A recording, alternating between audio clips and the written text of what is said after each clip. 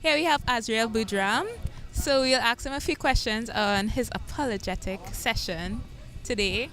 So how did you find it was? Well, I thought it was very informative and good. And what was one thing that stood out in this session to you? Well, I like the fact that many people asked questions, and the apologetics guy, Mr. Martin, I think was his name, had stuff to answer it. Although his answers could have been more in depth because of time restrictions and his setting and stuff, but he offered his time to answer after, so that was cool. What was one thing you could take away that you learned from this session that you could share with somebody who asks you a question? That's a good question. Um, from this session, from this session, he said something that was cool. About somebody asked the question: could you give any objective evidence that Christianity and the Christian God is the real God and thing? And he couldn't really answer it, but he did say it. It's about consistencies in living and stuff. And he talked about four different theories or four different principles that people seek to find when talking about a religion. And he said Christianity covers all of those. But it's about he also talks about the we call it consistency in living, that Christianity offers the most consistent worldview and whatnot, and how we live, and that we live for people who defend their rights and stuff. Yeah. Hi, good evening. Hi. What is your name? Janelle Ramsey. And how do you find the apologetic session was today?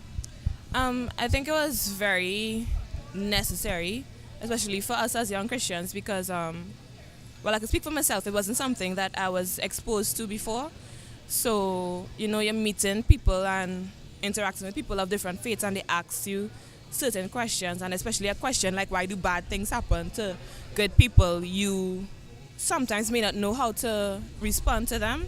So the session today, it really opened my eyes, and it like the biblical evidence and stuff like that, and even references to scripture, so you feel more equipped to answer questions like that if you are faced with them.